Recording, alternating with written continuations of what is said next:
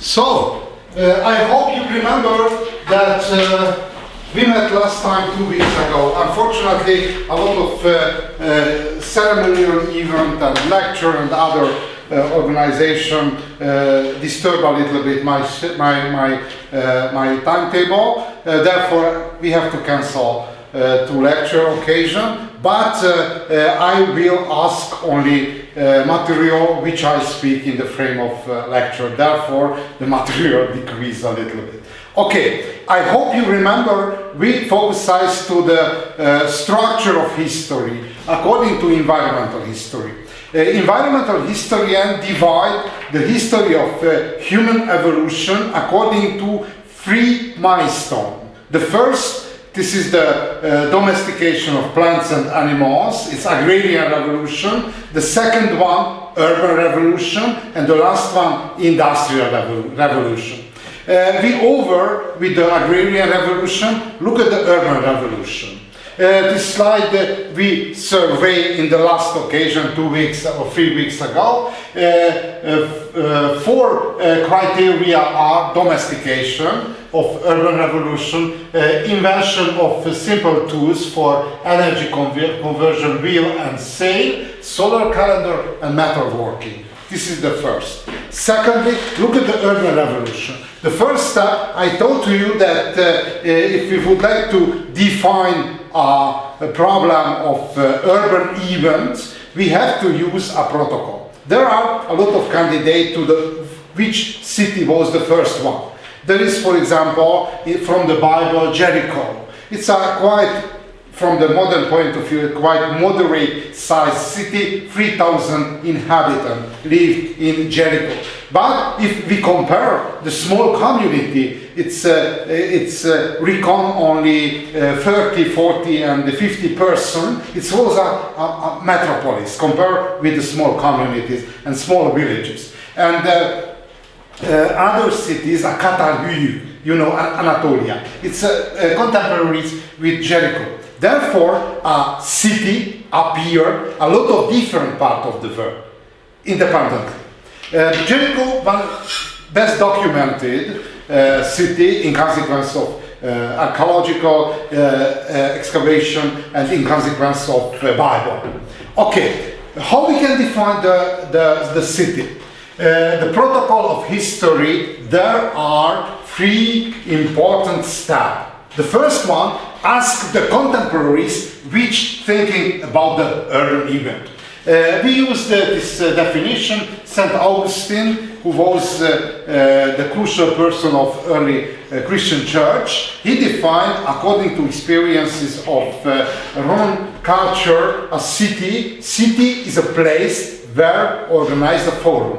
A forum mean a cultural surface, mean economic surface and economic surface. This is the place where urban inhabitant able to meet with each other for political reason, for economic reason and for cultural reason. This is the core area of the city. And Verbőci, a Hungarian lawyer, in the late Middle Ages defined a city as its criteria which obvious for the people who lived in this period. Walls surrounded buildings. And the second one, a privileged status compared with other cities, lower ranks, and other settlement like villages. This is the contemporaries. We are over in the last time, only I repeat, looking the whole survey about it. And the second step of definition, look at the fellow disciplines like geography, what thought about the cities. Geography used, for example, a positional energy, the problem of positional energy. Look at, for example, Szeged. If we are looking at the Szeged, which are the geographical positional energy, locate on the side of river, a large, second largest river of Carpathian Basin. Moreover, one other river, a Maros, came from the Transylvania, flowing to the Tisza in very near to the Szeged. Therefore, Szeged not only one a city only one river but two, and Maros contain and connect to a large market area. Therefore, this is the positional energy. And third positional energy, this is the crossing place on the river. It's an ideal place crossing through the river before the construction of the bridges. Therefore, a positional energy, a location, it's a crucial. And the second one, a city and a region. No city without a region. Region which support metabolism. You know which is the metabolism. Metabolism means living processes of the city. For example, market. For example, heating system. For example, sewing system. Therefore, this is the metabolism, like a living process on the body of human. It's functional metabolism, like in the corporation of city. City, no, without region. City and the region, there is interconnection, interdependence. And the last geographical criteria is a function. Each city serves a function for the region and for the inhabitants too. There are three groups of function. The first, political and administrative. Look at a service, for example, if somebody would like to renewing identity card. It's a political service. For example, walk into the city hall and receive a new one. It's expired, the last one. And it's gas. In Hungary inhabitants, it's a little bit less than 10 million.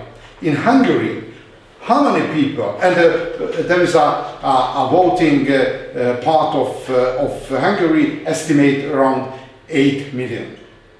How many people, how many percent of the people, of the population, no identity card and not able to participate in the voting and the parliament election and others? My guess. Therefore, this part of the population, no a target of political campaign, because not able to participate in election. How many person? How many person? My guess. 12. 12? 12. 100. 100? No, because 100 is the whole of the population. 20. 20? 20. 20? 10%. 10%. 10%. Approximately, no. And why?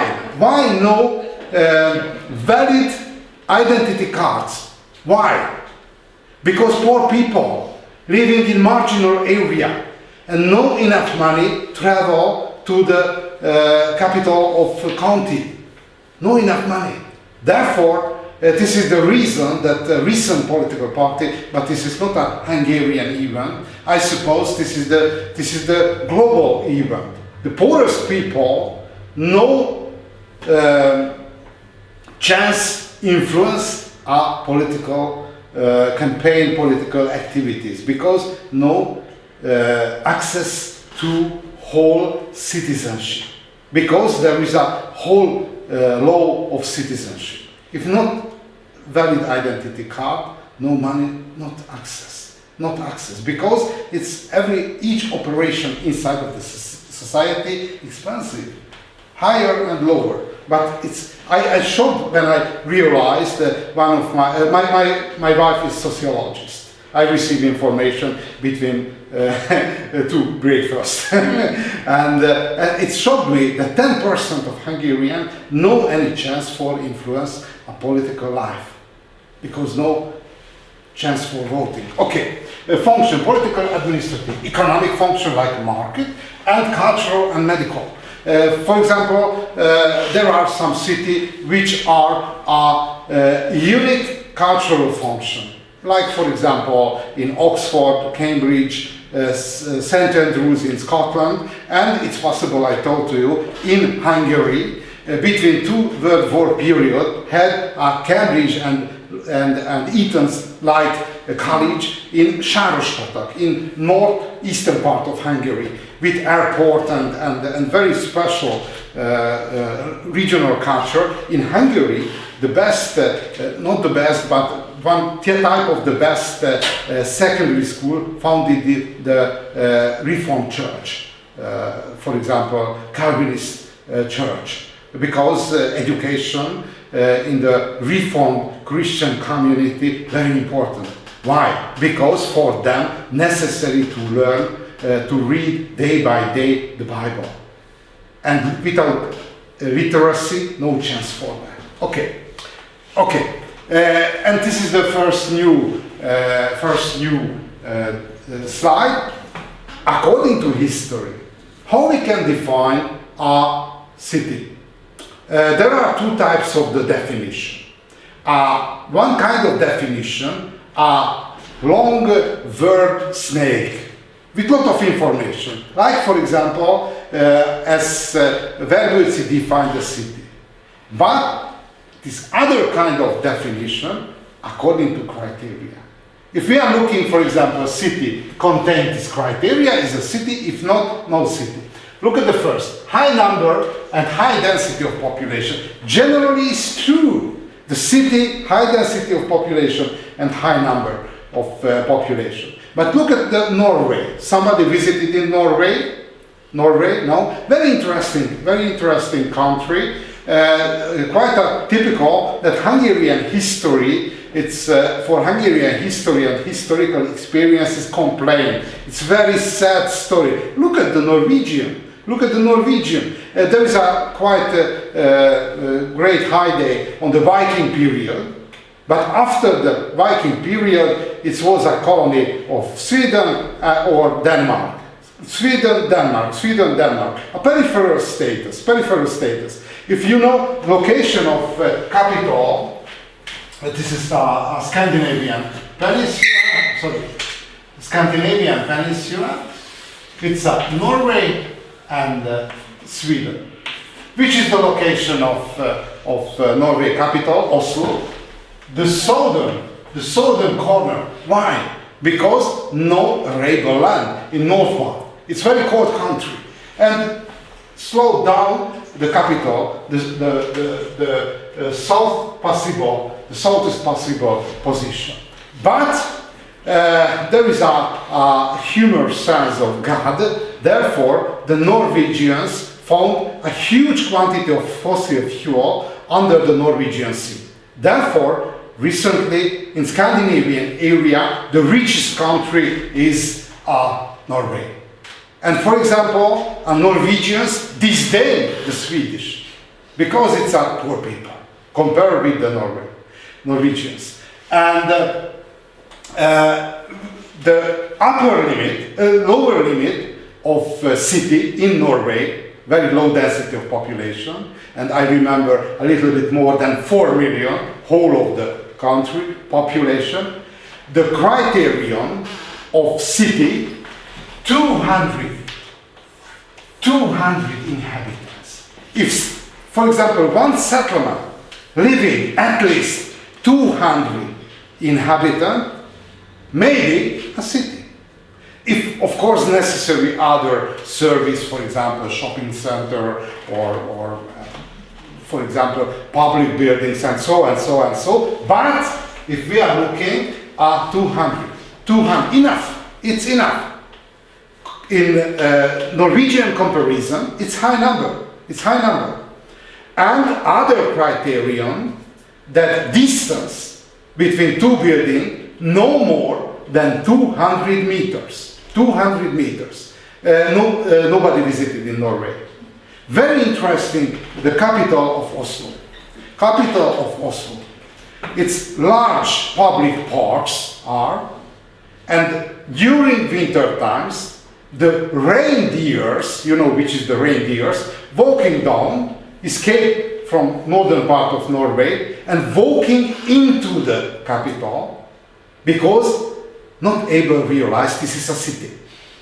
So large green surface are that walking the reindeer even into downtown and activate the police and other activists, green activists, and drove back the reindeers. Therefore, in northern cities, large green area, there is a landscape, there is a place for them. Therefore, generally true, high number and high density of population. But what mean the high number and high density of population? In the case of Norway, 200 and 200 meters. 200 inhabitants and 200 meters. Population determining part is not primary producer. Not a peasant, not a peasant. But very interesting, the meaning of peasant. For example, if you walk into the dance hall, for example, you know the Sing Sing? Sing Sing, in front of the prison star, Chilok. You never visited in Sing Sing? Never? Nobody? Once, by chance. Okay, but if somebody in the dance hall told to you, you are a peasant, it means not good thing. But very interesting, there is another meaning of the peasant. A peasant who, Adam, according to Bible, which was a peasant. He was the first peasant. First peasant. But determining producer, not a peasant. It's very interesting. I was very surprised because I came a rural area. And my family and my relatives were peasant. And we defined us, we are a peasant. And when moved to city and urban area, I was very, very surprised. The meaning of peasant is so bad. Uncultural, not able to behavior, and so on and so. You know the meaning of peasant. Okay, it's very proud. I am an urban people. And it's true. Determining part is not a peasant. But if we are looking, for example, Middle Ages, had some cities which was very proud city, but the inhabitants were peasant. How? Because had some agrarian culture, like for example wine and the grape, which able accumulate so much money that able finance urban and city status. For example, in Hungary, it's a grape and the wine production played urban making function. In Austria and German area, and Low Country, mean Belgium and the Netherlands, the brewery, the beer making function a similar manner, able to produce so high profit that the inhabitant of settlement was able to finance. It's true, generally true, no primary producer determining part of the city, but had some exception. Differentiated society. What means the differentiated society? It means the gap between the mayor and the beggar, upper and lower part of the city society. It's very stratified society, very, very stratified. The second one, differentiated society according to profession. If we are, for example, in the Middle Ages, one of the most important indicators, how many professions had inside of the city. In Hungary, general number, the most developed cities had 50 professions. In Austria, 100. In Germany, 200, 250. Therefore, the number of professions, its indicator, level of development of city, region. I spoke about the region.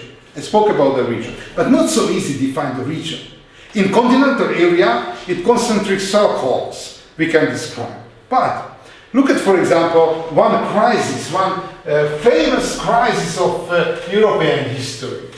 At the end of 17th century, more exactly, it's 1697. 1697 had a very bad weather and very bad harvest, whole of Europe. Therefore, the most populous city had to import staple foods, mainly cereals. In France, on the time of Louis XIV, it's a king of sun, there is a great crisis in Paris. A number of inhabitants of Paris, 500,000. It was the largest, one of the largest cities, whole of Europe. and very bad harvest. Therefore, had import staple foods from Brittany, not Great Britain. Brittany, it's northern part of France, and area of Loire, River Loire. It's very famous.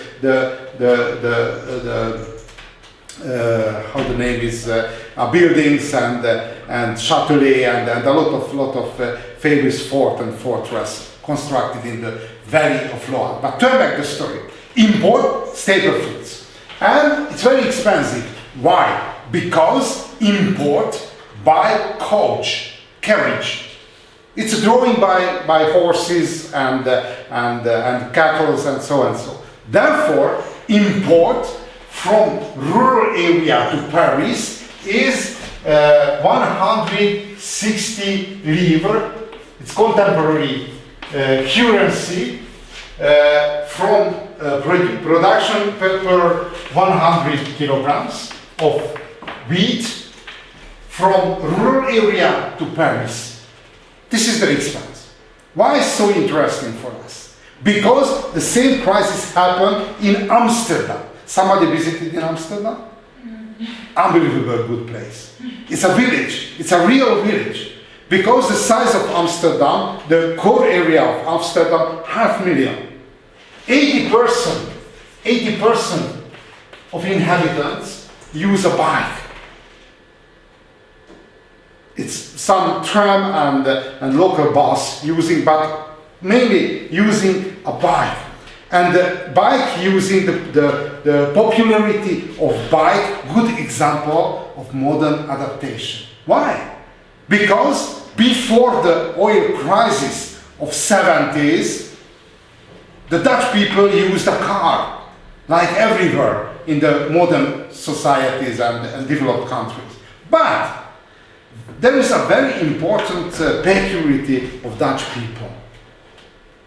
Save money. And realize it's a great jump of prices of gasoline and change to bike. Until now. It's a good adaptation, therefore it's not determining our behavior. We can adapt, and capacity of adaptation, the crucial problem. Okay, but turn back to the story. I hope you able to follow. Paris export staple foods for 160 livres. It's a contemporary currency from rural area to Paris. This is the expense. But Amsterdam had to import because on the 17th century, the same period, 500,000 living in Paris, but 200,000 living in, it's a quite large city, in Amsterdam. Therefore, had to import the contemporary government cereal. But which area? Because generally a European harvest is very bad. Therefore, import rice, I remember, from South Africa. Why?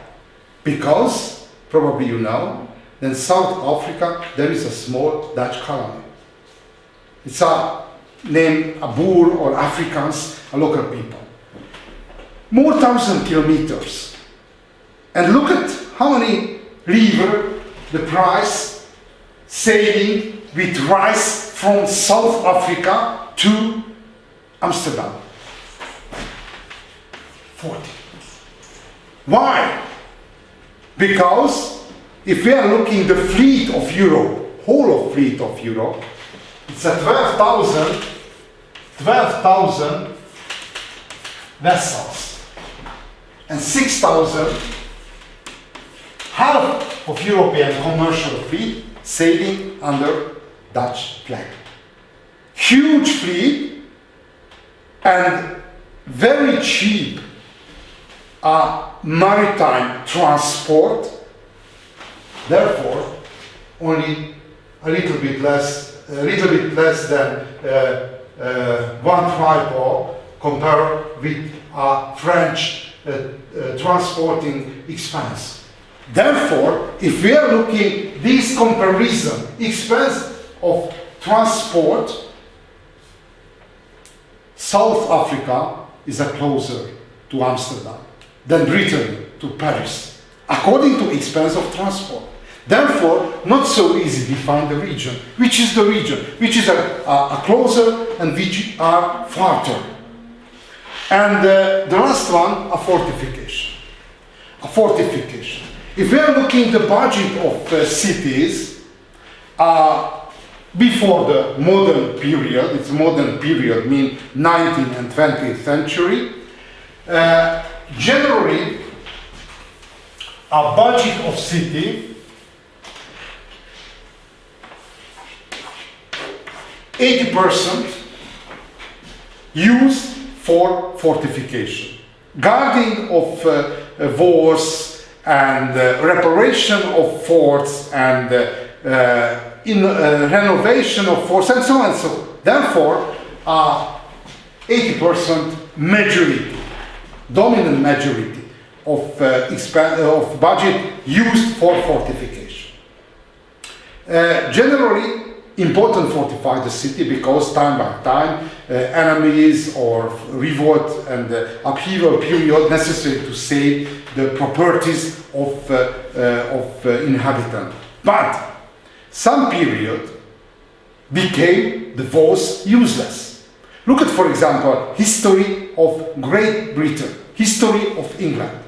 When Great Britain formed and England conquered step by step and integrated Wales, Scotland and Ireland, after the integration, not reason construct walls. And very interesting consequence of unification of British Isle, not necessary, burn 80% of city budget. Because no enemies. It's a centralized city, centralized country. And one source of industrial revolution, which unfolded in the 18th century, that saved the expense of fortification. Because in England, not necessary. But generally true, fortification is a dominant criteria. Look at, for example, definition of where we'll see the wall surrounding privileged cities. These are the most important five criteria. But very surprising when I read these criteria, don't contain the market. No market. Why? Because market only one form of mobilization of the products. But beside the market, we have to speak about redistribution. Somebody came from Faculty of Economics. You are? Yeah. Everybody? Okay. It's how we can describe the redistribution. Which is the redistribution? No? No any information about. State economics? No? Redistribution, I know at least one form of the answer. Redistribution means that with help of taxes and fees, the state is collect the surplus of citizens and redistribute according to interest of state. Each economy able to produce surplus. Look at the Egyptian economy. Constructed pyramids. Which was the form? Which was the source of construction of surplus? But very important and very crucial, which is the direction, which is the interest of redistribution. For example, in the Middle Ages, expired for luxury consumption. And it's a jump a little bit looking at the Industrial Revolution. Before the Industrial Revolution, one economist, British scholar named Rostov, reckoned a financial precondition of Industrial Revolution. And according to his conclusion, in England, in Great Britain, for 60 years long period, invented back a national income. You know which is the national income? New value which produce economy of nation per year. National products, sorry. National products. A national products, a new value of production of one city. National products. Okay, 60 years long period, 10% of national products reinvented to the economy. Reinvented. It was a great innovation. Before 18th century, before this period, nobody constructed buildings expired to luxury consummation, constructed. It's a great innovation. Changed the behavior, reinvented, and overheated the economy and launched the self-sustainable growth. But this is the starting energy. You know the concept of takeoff. Takeoff is using on the aeronautic science the event when a plane it's rose and lost the connection to the soil, to the surface. This is the takeoff, and the European economy took the takeoff in consequence of these long series of inventions and launched and started a self-sustainable growth until now. Okay, turn back to the story. Therefore, a market is not a unique criterion of economic activities, economic mobilization of products. But redistribution, for example, look at the history of China. A Chinese history dominated by redistribution, and which is but generally, if we are looking at Europe, it's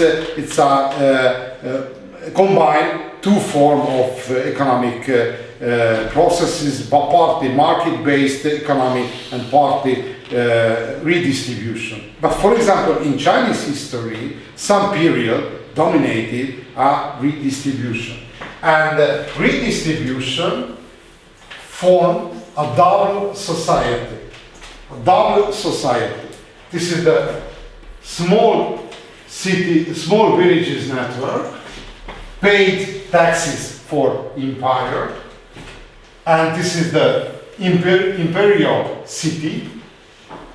There is some market activity, but dominate redistribution, institution of state located in the city, and the cousin of the army located into the city, and only one side interaction from villages paid into the city the taxes and fees, and no compensation for that.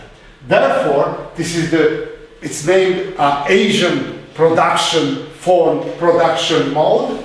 It's two economy, and the one order only the security, the social security guaranteed by state, but the moving of financial element and financial processes only one direction to the city, and no feedback reaction.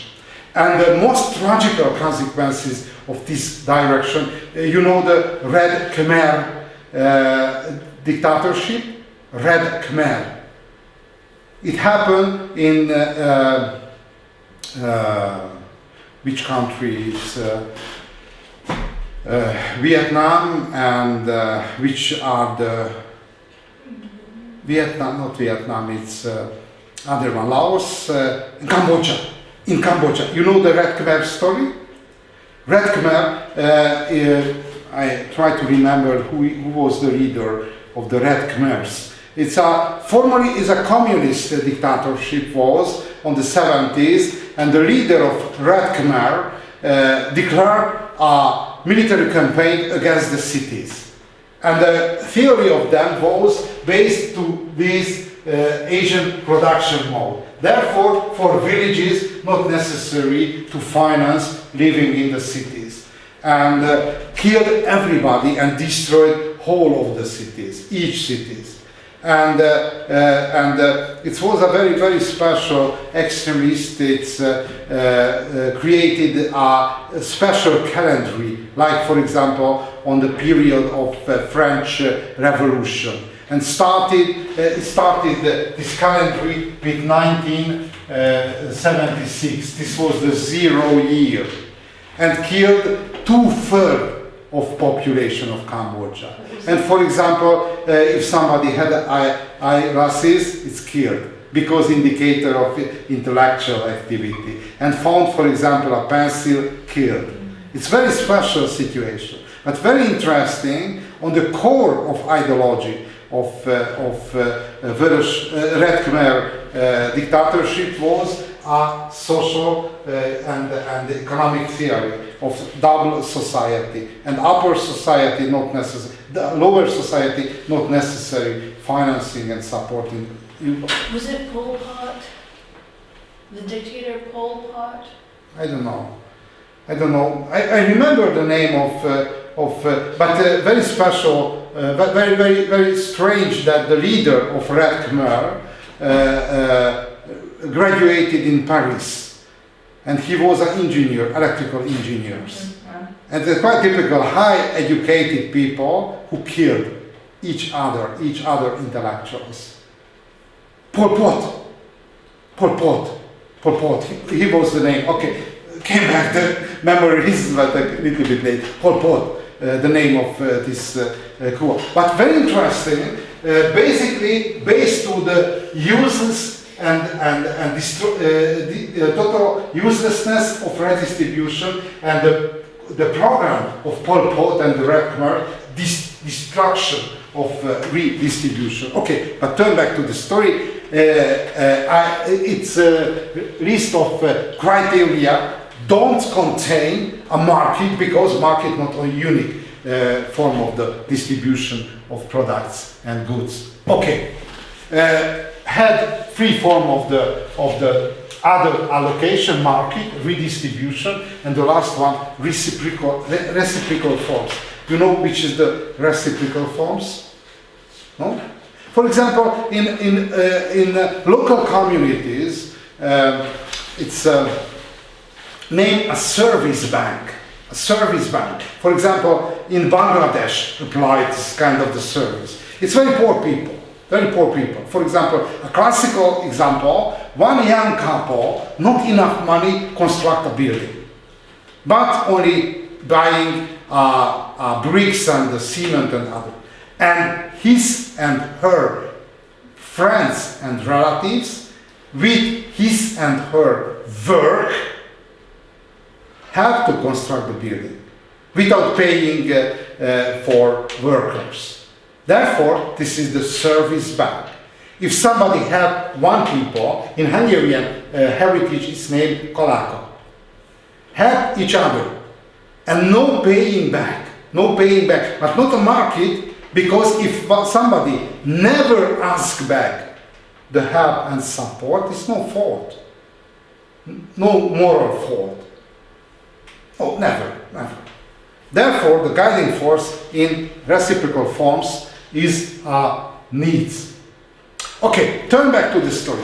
The first city, the first real city, was a Sumerian city in Mesopotamia. It's a classical story. It's a large cities located on the valley of Tiber and Euphrates. And very special construction, basically different. The first cities were basically different, the recent norms, because surrounded a walls, not only the building areas, but a large area. For example, Uruk. Uruk is a famous, you know the story of Gilgamesh, the king of Uruk. It's a very interesting story. And his bodyguard and friend named Enkidu. He was a white people lived in the mountain area. And Gilgamesh would like to ask him for bodyguards. But he was a free warrior. But King Gilgamesh used the temptation of civilization. My guess, which was the devices of temptation? And coal, Enkidu Turu. Temptation is a soft power, recently named. Which was the soft power of civilization? No idea? How able to manipulate white warriors? Why? Not Muslim white warriors, but any others. Why? Food is not interesting because it's a hunter. Civilized woman takes over each day. On the mountain area living women, large number, but no civilized. And this is the key for white warriors until now. Wine and the civilized woman. Okay. How we can describe these kind of the cities? It's a large area surrounded with walls, because on critical period, for example, military campaign, natural disaster, not only the human lived inside of the walls, but the herd of animals, sheep, cattle, any others. Therefore, for example, Uruk, the length of wall, 9 kilometers, large area, lived inside the herds, similarly. Space is 100 hectares and population 50-60,000. It's unbelievable large construction. Very interesting, on the time when the first cities of human history appeared, no villages. Because recently, imagine, for example, this is a city, around a region of the city, lot of villages. No, in this period, the first city integrated each villages, therefore, cities surrounded with other cities, no villages. In front of the cities had a wide environment where lived, for example, Enkidu. This is the first. Cities was the frame of civilization. Therefore, the civilization appeared on the frame of cities. No independent civilization of cities. City was the civilization. Okay, the first step from the level of civilization and the city was the same. Formation of first empire. On the network of city arose one capital. Capital of empire. For example, Babylon, empire of Babylon focuses to the city of Babylon. For example, this is the famous Ishtar gate. Ishtar is a local god. Somebody know where is recently the Ishtar gate? Berlin. Majority of monuments, except the pyramids because too large, there are British Museum, Louvre in Paris, and Berlin. It's a great scene of civilized colonial countries. Okay, the first is a capital. And the second types of specialized city, for example, Ecbatana, located with the mountain area and the Mesopotamia, this is the fort. The function of the city, specialized city, it's a huge castle, huge military camp. And the third type of specialization of city, the Phoenician cities. Byblos, Sidon, Tyros, located on the Near East. Commercial, trading cities. Why so important their position? Because on this period, on the early antiquity, no international law. If somebody left his empire and moved to other, Nothing saved the life. Nothing. Therefore, for safe trading, the trader find a gate area which didn't connect it any contemporary empire. Cities of Phoenician cities was nobody's area, out of empire. Therefore, from Egypt, from Assyria, from Babylon, everybody visited in these cities. Everybody was foreign people and in safe condition. Therefore, this is the third type of the specialization of the cities. How many urban inhabitants might be living? This is the calculation. It's carrying capacity. Everybody knows which is the carrying capacity. It's a productivity of agriculture, able to feed a contemporary population. This is the carrying, how many people able to feed. And it's an actual urban population, and this is the urbanization potential between the real urban population and the carrying capacity of contemporary society. Okay, if we are looking at cities, long history of different cities, we can separate three types of the cities. The first type of the city, open city. Open city, like for example, Greek city. The classical example of Greek city, Athens, recent capital of Greece. If we are looking the Athens in antiquity had three districts: the city, the closed city, the rural area, and the port area, which is the name of port. I remember. Piraeus. Okay. Athens, Piraeus, and the rural area. If somebody had citizenship, it's not important. Nobody bothered. Might be living in Piraeus and city and the rural area. The validity of citizenship was the same. Look at the story, for example, and each antique city followed the same projection. Look at, for example, from the Bible, St. Paul, story of the St. Paul, lived in Jerusalem, but he had a citizenship of Rome, but lived in Jerusalem. It's no problem. Inside of the empire might be used the Roman citizenship everywhere. No location. It's no depend on the location. If somebody had a Roman citizenship, it's a much higher social position. And the second one is, for example, conquered area citizenship. It's named Oppidum on the contemporaries. It's a little bit lower. And if somebody had a slave, and this was the bottom of the social status. But St. Paul had a Roman citizenship and no any consequence that only end of the life lived only in Rome.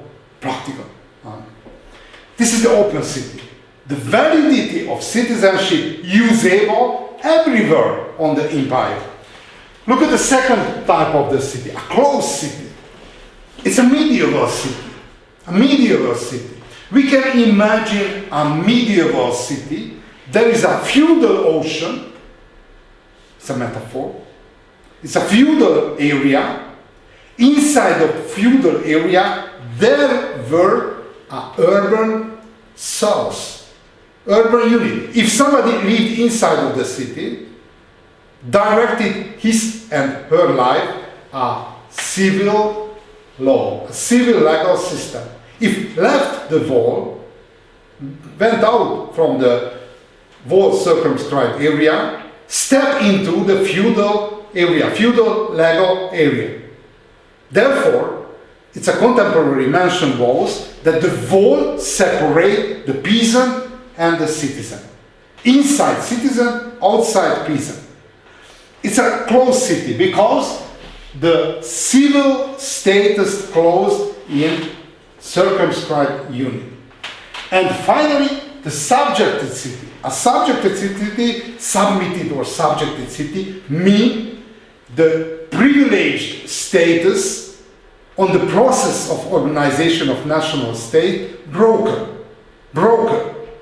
Unified the legal system, whole of the country.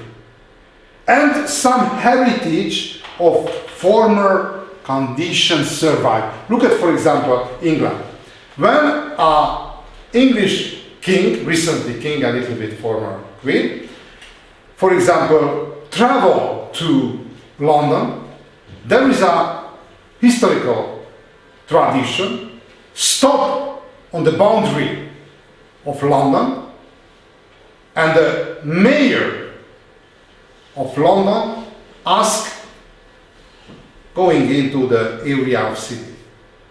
In the historical past, this was a real right. That might be the mayor of London prohibit even the king step into the city. But recently it's a folkloric heritage. But broke the independence, broke the privileged status, and each of city took under the legal system of country. This is the same in the case of society. The nobility lost the privileged status, the citizens, the bourgeoisie lost the privileged status, and equalized the condition, settlement, and social level too. Therefore, these are the three phases: antiquity, medieval period, and modern time. Okay, look at the Roman times. I spoke to you that Roman Empire was a classical city-oriented, city-based empire. Why? Because if we are looking at the trajectory, how Rome organized one of the largest empire of global history, started from one city. Therefore, if Roman legions conquered one area, organization of new conquered area focused and organized from the conquered city. Therefore, the city council was the territorial council too. Not only it's organized not only the affairs of city, but affairs whole of area. Therefore, we can imagine the Roman Empire, the cells of cities. And if conquered, for example, Northern Africa, one area without cities, founded a new one. Like, for example, Hungary. In western part of Hungary was a part of Roman Empire. It's very low density of urban area, and founded a lot of new Roman-based cities. And the city council of new founded city was the council of province too. Therefore, the city organized whole of area around the city, provinces too. Okay, if we are looking this animation started here. It's a core area of Mediterranean basin, conquered Italy, conquered Iberian Peninsula, conquered Balkanic area, conquered southern part of Mediterranean Sea. And I call your attention not only the Mediterranean area, but Britain, and but Gaul, but Germany, Germania, more exactly, and Pannonia. It's a western part of Hungary and the Carpathian Basin. Why? Because on the time of Roman Empire, the climate was much warmer. It's named a Roman warm period and Roman climate optimum. It's a warm period. Why? Because a little bit later I will speak about. If we are try to understand the reason, environmental reason of great success of Roman Empire, had three pillars of Roman success. The first, Rome, a capital. Very important to mention about Rome. On the heyday, on the the best position of recovery, population of Rome was 1.5 million. 1.5 million. The same level European population able to reach only on the middle of 19th century. Therefore, it's a very bad thing that we socialized to the modern logic of modernism. Modernism means that everybody became better and better. Next year, following year, we'll construct better iPhone than last year.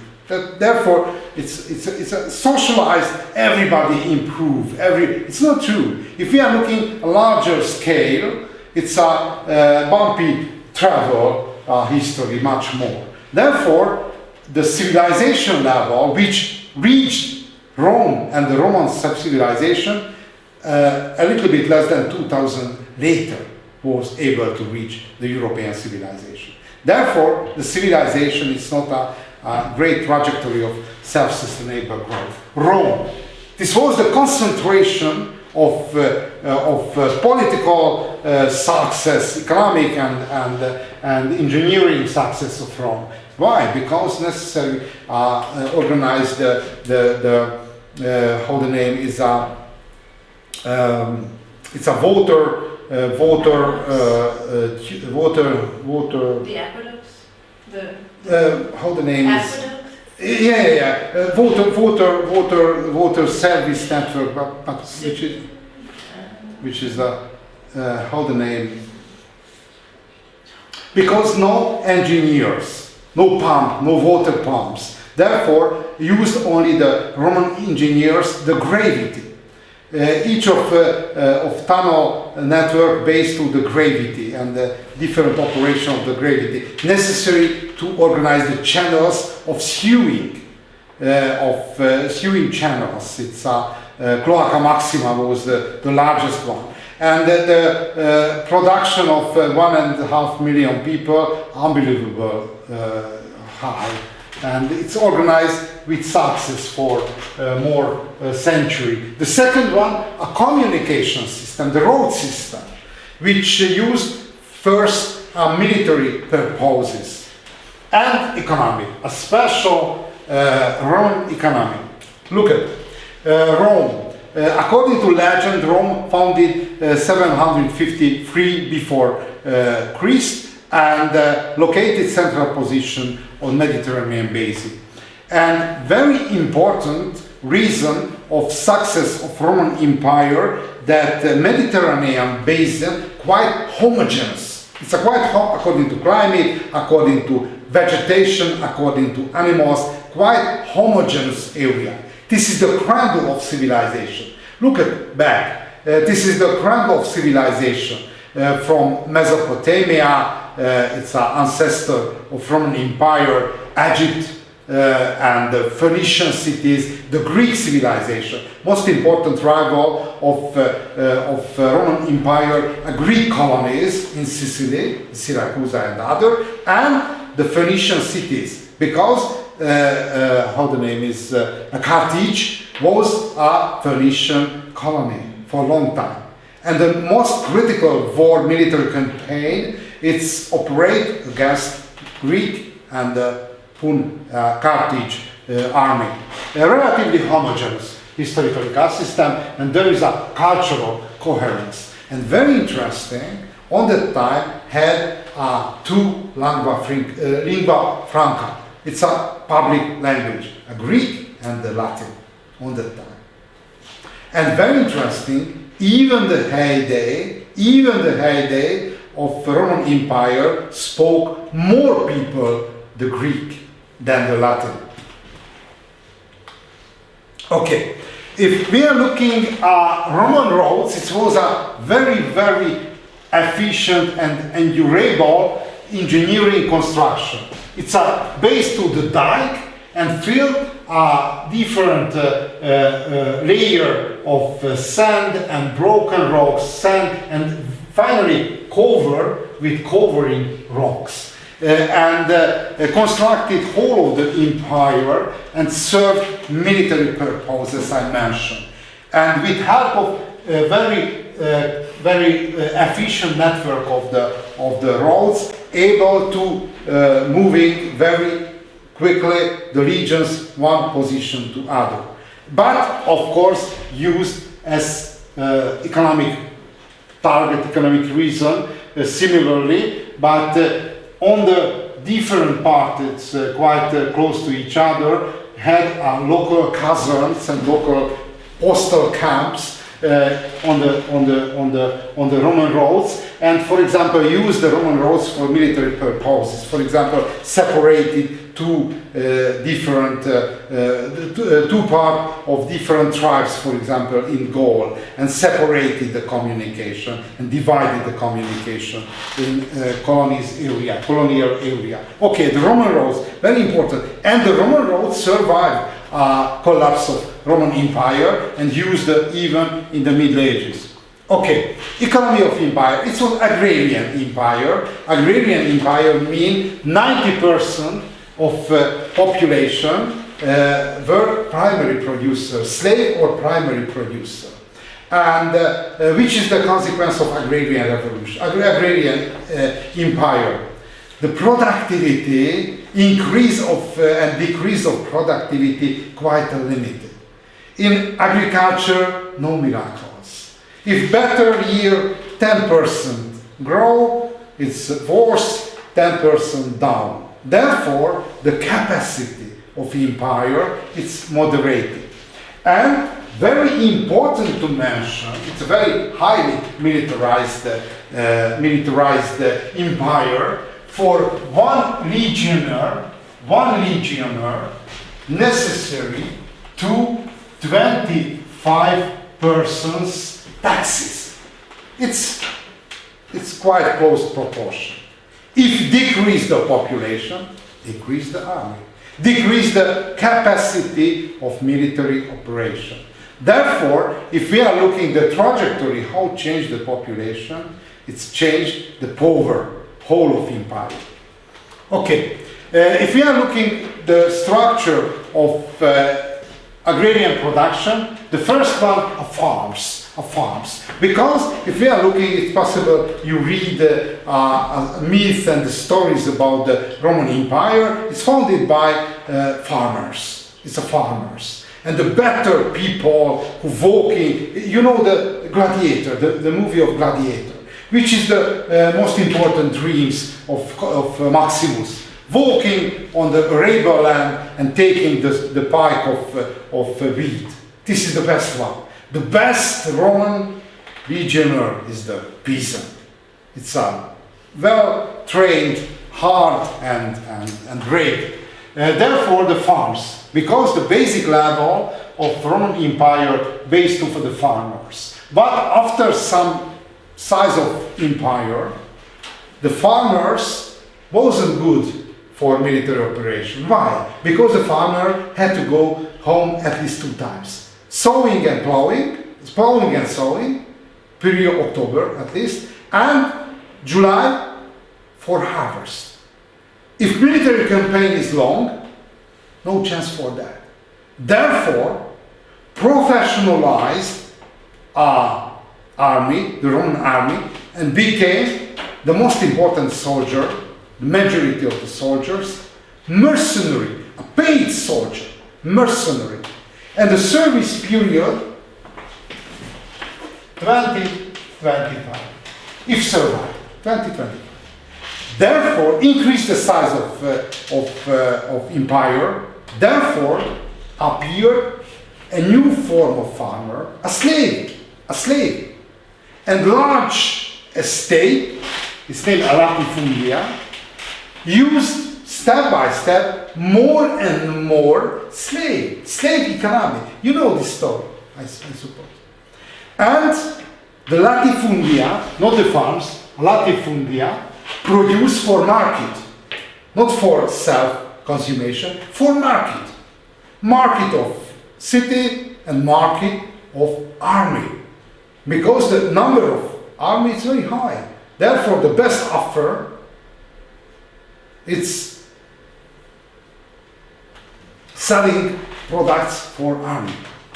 And a special types of the peasant, primary producer, are veterans. Veterans who survive the long service and receive a small estate around the boundary of empire. Why? Because he's a trained soldier. In critical situation, reactivated the veterans in the boundary area of empire.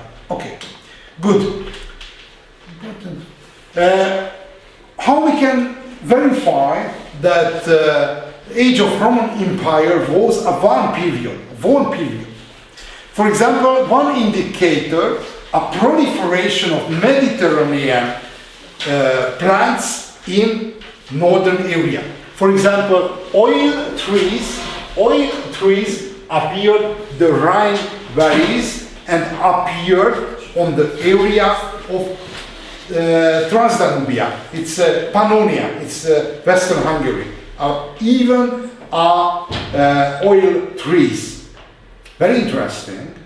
Recently, in consequence of recent global warming, proliferate oil trees in Hungary. And officially, for example, area of Szeged, according to last meteorological category, Mediterranean area.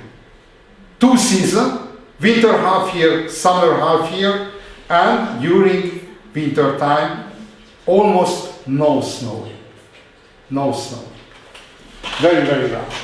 And moreover, appeared vineyards in Britain and Pannonia. And this year I visited in London, and this was very surprising. We went to the pub, and in the pub had wine which produced in British vineyard. Therefore, reactivated the vineyard which existed in Britain on the Roman period and in the Middle Ages. And the last evidence, beside the one period of Roman Empire, a Roman bridge in the Iron Gate. You know where is the Iron Gate? Danube River. The Danube River starts from the Black Sea in Germany and arrive to the Black Forest and arrive to the Black Sea in the coastal area of Romania, Constanța, it's a delta. And there is a critical part when left a Carpathian Basin and cross through the Carpathian Mountains, cross through the mountain. It's a very, very narrow riverbed. It's became much narrower compared with the plain area. Construct a Roman bridge. And the Roman engineering had an important weakness, not able to produce a large covering construction, therefore necessary to construct how the name is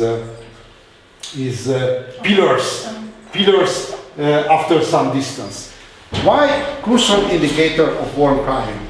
Because it indicates that on the time of conquering of Transylvania, it's named Dacia, Dac Empire, Dac Kingdom, not Empire, Kingdom, conquered and construct over the Danube River, and on the using of Roman bridge, never frozen over the Danube, never. Why? Because Danube frozen over on the melting period, the piece of ice cover should be destroyed. These pillars, not able to use for almost 2 centuries. Therefore, the von climate indirect evidence is using a Roman bridge on the Iron Gate. Okay, this is the location on the Iron Gate. Here you can see this is the southern part of the Carpathians and cross through the river. And some picture about it, so close, so narrow in this part of the Danube. Good. Which are the consequences of decline of Roman Empire? Each empire decline started erosion after some time. The first, according to contemporaries, invasion. Start the invasion of barbarians. The most important barbarians are the Germans. The second one, several epidemics. Very important to mention that epidemics indicator of the crisis.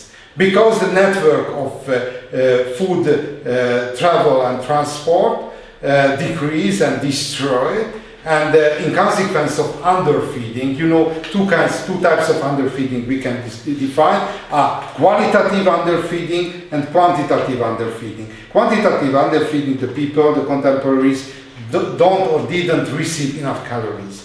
A qualitative underfeeding didn't receive enough vitamins, trace element, nutrition, and so and so.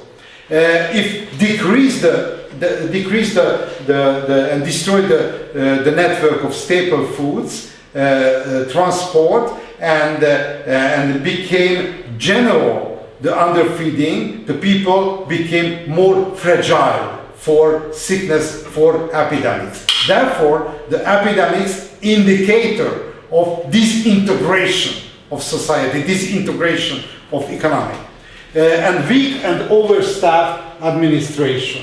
It's quite a general reaction, which is the most important and the first reaction of the state if not able to solve the problem. Increase the administration,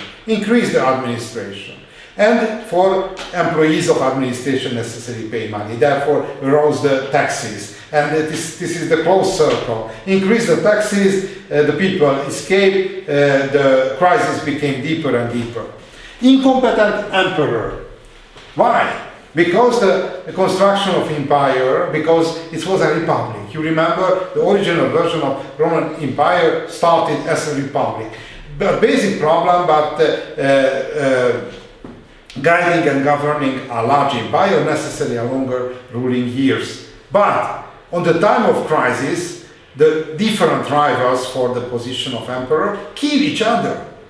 Therefore, the normal length of service became 7 months. It's average. The people kill each other. No enough time for perform the capacity or incapacity to heavy burden maintaining a government and army over such a wide territory. There is some description of this kind of the problems. For example, a famous British scholar, Tainter, wrote a very seminal book about the reason of collapse of complex society, and he separated 3 types of the reason: resource and environmental problems, conflict between the nation, and social and political disturbances. Each of them function on the decline of Roman Empire. Okay, it's step over. The basic problem and the basic challenge for the Roman Empire was, and we can describe according to theory of Arnold Toynbee. You know the name of Arnold Toynbee? It's a greenfield investment. Arnold Toynbee is a very famous historian of the 20th century. He wrote a cultural historical book series about the global human evolution, from the Sumerian city until the 20th century. And for him, very important to make theories which usable in the Antiquity, Middle Ages, and the modern time even. And he introduced the famous theory, challenge and answer. Each people, each community, each civilization may be in front of challenges. Look at, for example, the situation of Roman Empire, a challenge. In the challenge situation, barbarian invasion, challenge. Epidemic problem, a challenge. And how react the challenge? According to Toynbee, might be three types of answer. First, second, and third type of answer. Look at the first one. Or look at, for example, it's possible I told to you, same situation in the student. For example, your challenge exam at the end of this course. It's a challenge for you. Look at the first type of answer. Barbarian invasion. mobilizing, first type of answer, mobilizing legions and push back the barbarians. Look at the Gladiator, movie of Gladiator. It's a opening scene is a battle of Vindobona. Somebody know which is a Vindobona? Which is the meaning? Vienna. Vienna, capital of Austria. But our landscape a little bit different to the recent situation. The Battle of Vindobona. And you remember the opening scene when commander of Praetorians, bodyguards of the Marcus Aurelius, and Maximus speaking about the battle. And he declared that the barbarians, the Germans, lost the battle.